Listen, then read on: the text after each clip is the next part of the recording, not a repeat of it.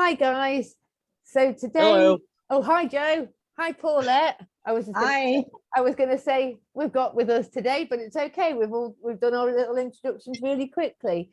So today we've got me, Louise, Joe, and Paulette, and we're gonna have a little chat about things to do with the passwords and what makes a scene look like it could be a murder or what makes it look like it could be a suicide. So we've got some slides that we're going to look over and looking forward to having a good chat with you all. I'm looking forward to this one.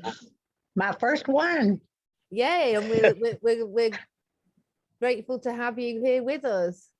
Yes. Oh, I'm glad to be here. It's always nice to have a new voice on the chat, get other people's opinions. Yes. So, And Paulette does some amazing research too. oh yes, done some really good stuff recently, Paulette. Thank you. No, thank you. Can you see black screen? I can see your slide now, the meaning of passwords. Excellent. Because it just dawned on us recently that there actually were quite a lot of passwords that were left out at the scene. So we thought we'll have a little discussion about it, because I don't think it's ever really been covered that much, has it? I haven't heard about it much, and I've been doing this for what, 4 years? Yeah. How about you, Paulette? I knew that there was a list of passwords left, but I never thought much about it until I found out we were going to talk about it on this recording. And truth is, in my opinion, if they were murdered, then whoever murdered them would have taken the passwords, because we have to look at it like David left them out for whatever his reasons were, to make it easy for the family, to make it easy for them to be identified, for them to look up information, whatever the reason was. So I agree. If the theory is that they were murdered, then we would have to probably assume that the murderer found the passwords somewhere. And if this murderer found the passwords, they would take them with them. Why would they go to there was all this financial information. They would have wanted the financial information at least, you know? Yeah. Whatever all these passwords are to, I'm not even sure. Great But points. they surely would not have left them there. Right. You wouldn't have thought so unless it was Laurel and Hardy. If they were murdered, I just don't see why anybody would have left them. You would have thought if you'd have gone to the effort of finding them, you needed them or you wanted them, therefore you would have took them. Exactly. Doesn't make any sense any other way. And you would have to believe that the murderers left all this stuff out and said, okay, well, I'm going to kill these people, but here's all their information so you can identify them properly. Exactly. Yeah, right. So we've got a little slide here. Passwords have been used since ancient times. Sentries would challenge these wishing to enter an area to supply a password or watchword, and would only allow a person or group to pass if they knew the password. I don't know how to pronounce this quite right. Polybius describes the Polybius? I don't know. If that's what it is, that's what it is. You could be the buzzword. Describes a system for the distribution of watchwords in the Roman military. So just think about it. Why would the killers want to silence David about the fictional movie concept trailer and then put out the real documentary known as The Rise? Because that seems a bit Yeah, David left the instructions on how to open the rice, and he even wrote it on his notebook. Open the rice. Great point. And then he left the video instructions. So, you know, if the killer sit down and wrote that and then said, okay, we're going to film you making this video on how to open it so we can put out your documentary for you, that makes no sense. They're there to stop all that. Great point. The passwords. There was an A4 sheet and 2 index cards left out with all the passwords, varying from banking passwords to social media passwords, all in David's handwriting. So guys, what can you see? Passwords. Lots of Yeah. passwords. Lots of passwords. Yep. There is a lot, and they're all in David's handwriting. So what Yep. we've, you know, that's we've got 3 there, haven't we? The yellow one, the white one on the pin board, and then the white and grey striped one in the right photo. So yeah. And this is like his personal running list. I do the same thing with my passwords and login information. And he's just pinned it up after he's passed, before he passed, so everybody can see it and have access to his stuff. Yeah. It's very obvious. Yeah. Very, I agree. It couldn't be any more obvious. No. Right. So on that yellow list, I've taken a crop that's down at the bottom right in David's writing, and it says David's. So why would a killer be interested in David's password for David's? Joe, you did some research on what David's is, because at first I wasn't even sure what that said, whether it was just shorthand for David's. Yeah. But you corrected That's what I me. thought. No, that's basically just a military news site. I mean, it's just to keep up on what's going on in the military. And it looked like to me, if you wanted to post on it, you would need a login and a password. But just to look at it, anybody can log in, a civilian could. I looked at a lot of stories while I was researching. Right. Well, yeah, I mean, just looking at this screenshot, you've got the login, about David apps, and then member, what would say register. So you can view it or you can like join it, but you don't need to join it or log in as the average person on the street wanting to peruse anything. So yeah, only if you wanted to post a story on there, you need to log in. Right, but any random person can look at what's on there and they don't need to. Yeah, they're probably going to check that again. They're probably going to check against a database to make sure that you should even be on the site. Exactly, to post. Yeah. Yeah, That's right. I am thinking so. Yes. good point, Paulette. Yeah. Well, I get a little bit of that from my husband that passed away. You know, like I have a military ID because he was Army retired. So Right. therefore the spouse gets the ID also. Well, he's passed away, so now I get questions like that. Right. You know, I see. they're That just makes sense. verifying that I have the right to have the ID and to Yeah. join this site or that site or this group or that group. So yeah, I can understand that pretty well. That makes sense. Yeah. Yeah. So the fact is that so far, no killer forced David to write all his passwords down. David wrote them all down of his own free will. He knew what he was going to do and knew that family and investigators would need to access his accounts. And if the killer forced him to write them all down, the killer would have taken them with him. Exactly. Left. Yeah. He didn't do this just for fun. No, definitely. I mean, it's called getting your affairs in order. Exactly. Like making a will or whatever you do. Yeah. Or just leaving your instructions. So Mhm. not only did David leave all his passwords out, he also left his electronic devices without password protection. He left their medical records in an accessible location. He left vehicle titles out. He left car keys and driver's license. All his hard drives and business documentation was left out, and the gun safe open. This is interesting information because I never had heard all this. I didn't even realize all this or put it all together. It's amazing. Mhm. A lot of people, when they come to our side, realize that they've missed out on a lot of information that's available. Exactly.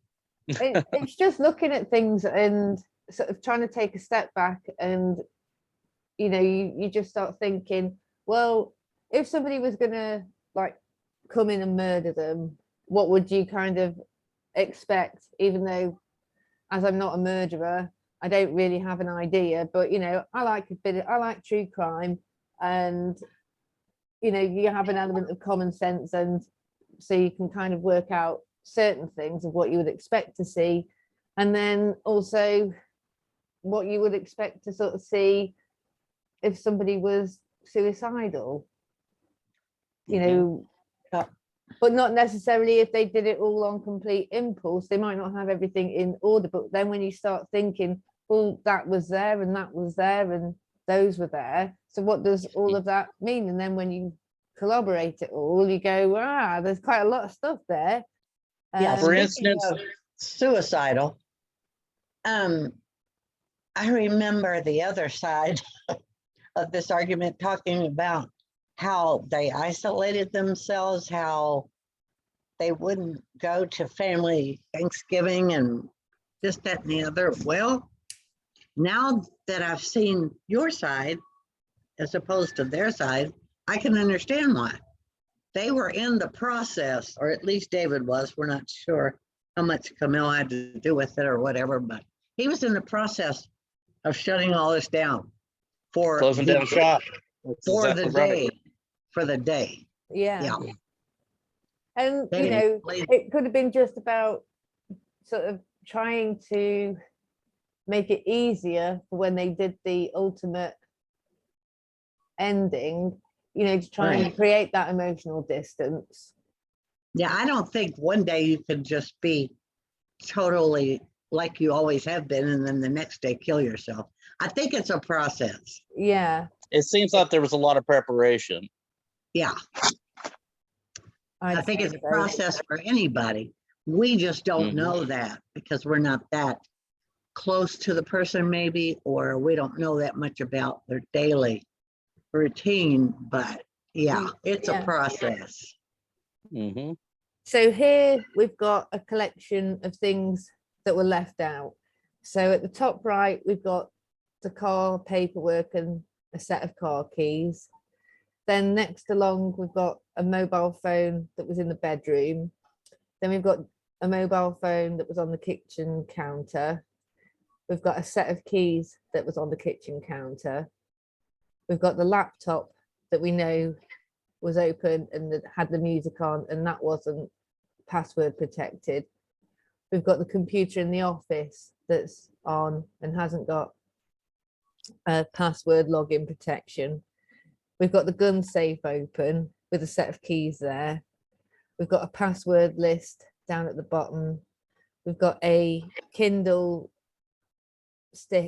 Fire tablet on the worktop, and we've got I'm pretty sure that's David's wallet. I can't remember now. I've got that many photos going around in my head. It's either a wallet or another phone. I can't remember which one now. I think it might be the wallet though. Where was the Kindle? The Kindle was on the kitchen worktop, but then there's Okay. Middle also bottom. but then there's also the Surface Pro that's in the living room on the floor as well. So that's another one. Yeah, that was the pink one in the living room. That's right. Yeah.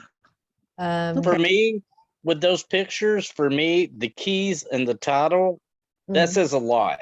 Because you put those two things together, I mean, it says, here, do what you need to do with this. I'm Yeah. going to be gone. It's here it all is together. Yeah. That's it. It's a process. Definitely. Mhm. These are not the actions of a hostage situation. These are the actions of a suicidal man. Yeah, I agree. it's so sad too. Yes, It it is is. sad. It is sad. It's obvious that someone who is going to end their life is most likely to leave all their personal documents available. Why would an assailant be bothered about leaving medical files available? Why would an assailant be leaving documentation that they were in essence after stealing for themselves? Why would an assailant leave the password list available for investigators? They wouldn't. Exactly. Why would they leave all of that information at the scene to make it look like a suicide, but then apparently pull off an arm to keep it as a trophy? And yep, Great point. we've got the That is- number one idiot trophy. It's just absurd. It's Yeah. absurd. I'm Why going to leave would- everything else, Yeah. but take this one thing with all the DNA needed to put me away. Exactly. Joe, you can have the honors of reading the slide. Why would anyone come into the house and leave everything? They would need to stop the movie from going forward. Leave no trace of DNA from themselves, but take an arm that contained all the DNA to put them away. It makes no sense. And that's exactly right. None. I Yeah. agree. Now we're going to venture slightly onto a different element, but still something worthy of discussion. So, not public information. Phone records. We've all heard a lot about them. The Crowley cell calls, the records for them, they were made public. However, the claim is made, we have all the call records by some people, but they don't have everything. And we've gone over this numerous times, but it still gets forgotten about and swept under the rug that they don't have everything. They don't have all the call records. And if they did have those records, how would they gain them not being a investigator or law enforcement? That's a good question. Exactly. Anything Well, would they have to lied come- to AT&T. Yeah, And had to give them the record. exactly. I would guess you would have to. That's the way, because I personally heard them tell the tale about how they did it. Wow, So that's there, amazing. yeah. I wouldn't do that. I'd be afraid somebody would come after me. Exactly. That's the thing, though. When you have the truth behind you, you don't have to go sneaking around trying to obtain information illegally at all. All right. And they even went and got background reports on these people by lying. Oh, wow. Yeah. That's terrible. And they sent them to me too. I still have them. I bet you've got quite a lot of stuff, Paulette. I do. I don't know what I'm going to do with them, but I still got them. Well, yeah. Well, there's information that is not in the public domain, but the police have seen it along with the family and the friends. And some of that information is David and Komel's full text message conversations history. No one has that. Mm-hmm.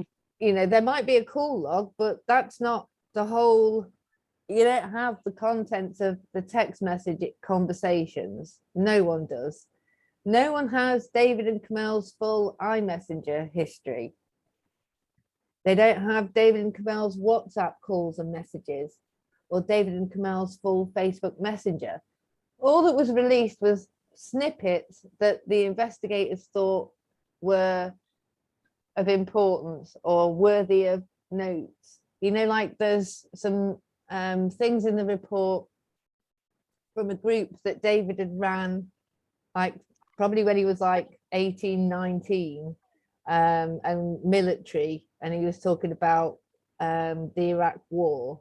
And so they've got some information on that.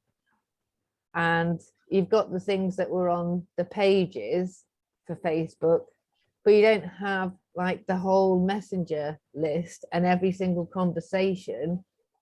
All the So things they were that were just used were to show like this is what they were like then.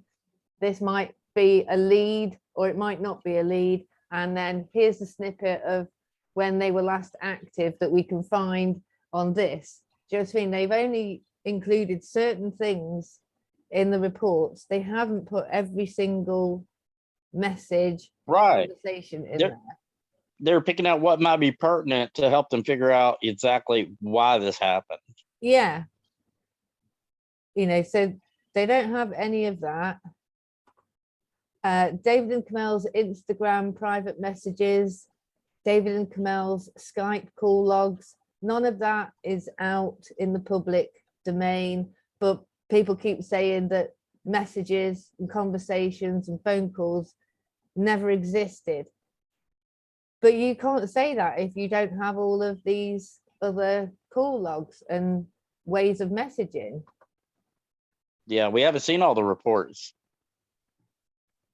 That's it. And all the data that they got from the warrants for everything, you know, and we've got one version of David's day one journal, but David had a lot of other journals. You know, he wrote them every year by the sounds of it. And Yeah. there's a snippet of like two or three pages from one. But what about the other 20 odd years worth of journals of David pouring out his thoughts? Don't have them. Don't have Komel's journals. All the videos that are on the electronics, we've just seen a snippet of them, and the audio recordings on the electronic devices. So when people are saying that there's no evidence of various things, you can't possibly say that when you don't have access to everything. The only thing personal I've seen from Komel was her pros and cons list about David. Yeah. That's about it. Same here. And also, you know, they don't have access to David's military medical records, David's private medical records, Komel's private medical records, Ronya's private medical records. I mean, not that I think that, you know, anything that would be in Rani's, you know, it's a no-go zone sort of anyway, but I just included it for the sake of no one has access to any of their medical records, not because I think there'd be anything in there that would disclose anything as to what happened, but there could be stuff in like Komel and David's private medical records, like diagnoses of things, but people keep saying he didn't have them. But how can you say that, Paulette, when you don't have the medical records? Exactly. He might have been diagnosed with PTSD or something, maybe not quite as severe as that, but yeah. Well, in his day one journal, he admits he has PTSD. Yeah.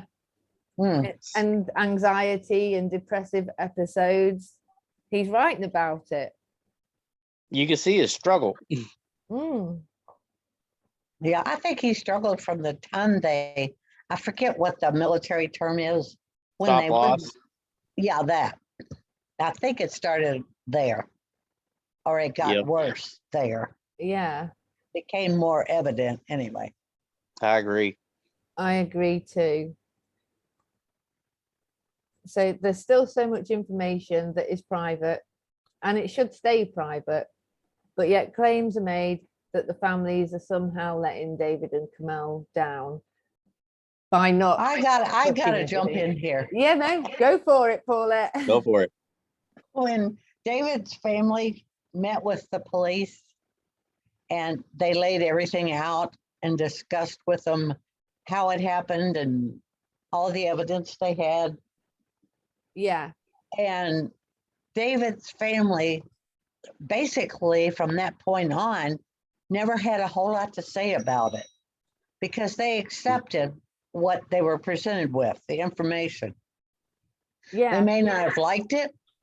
They may not have wanted it that way, but they accepted it as truth. Yeah. So that's exactly right. Who am I to question? Who is anybody to question? Right. I guess it's okay to ask questions, but it's not okay to change information and make up videos saying something totally different. And it's not okay to talk about the family like they're stupid and don't care and didn't love David or Komel or Rania. Or, it's just crazy. That's a great point. It's just crazy. I think you put that perfectly. Oh, me too. You know, because you Yeah. think of the pain that these people are going through. They've lost a big chunk of their family, and then you've got some random strangers saying, I don't like how they portrayed themselves. I think this looks dodgy. I don't see how they can say this. We know for a fact that David's innocent. When the fact is that you don't know for a fact that David's innocent, and who's anyone to be undermining the family, criticizing them, bad mouthing them, because you can't accept that precious David had flaws and he struggled and he did a bad thing, and the evidence is everywhere. And the family, Yes. they saw the report, and they had, they went through hours and hours and hours of having it all explained to them of what the investigation had concluded. And they also have like 20 odd years of knowing David, bringing him up, raising him, seeing him go off to the military, see him get married, see him be a husband, father, and brother and son. They knew him. And yet people who don't know him are going, David wouldn't do that. David wouldn't say that. David wouldn't do that. How can you say that? Or David's dad didn't react correctly. Yeah. Yeah, they all talk about it when he was at the end of the rise, and he didn't do this right and he didn't do that right. I'm like, well, he did what he felt at the time. Mm-hmm. He did it his way. He didn't consult anybody else to find out what he should do. He did what he was wanting to do. Exactly. I was sitting here thinking about John Kennedy and comparing it to David, which is really hard to do because John Kennedy was famous and a president of the United States. But with Kennedy, we watched his assassination on television. Yeah. So a lot of the conspiracy theories and so forth, as far as he's concerned, are understandable. But with David, we didn't see anything. Mm-hmm. Until it was right. over. So we only have what the police, they saw. We're kind of seeing it through their eyes, actually, if you want to look at it that way. So I don't know how some people can come up with the theories they do and question the things they do, but I was there for a while, so what can I say? I'm just not there anymore. You've seen how it unfolds. Yeah. But this is it. It's, it's hurtful to the families to be constantly criticized when, unless you've walked in their shoes, you can't say how someone should or shouldn't react. Exactly. David's dad, Exactly. he loved David. He still loves David, but it must be incredibly hard and to love somebody, even though you know that they've done this horrific thing, and have to accept that they're responsible for ending two other lives along with their own. That's what I was saying earlier about it. When you look at the documentary, they say David's dad didn't act correctly.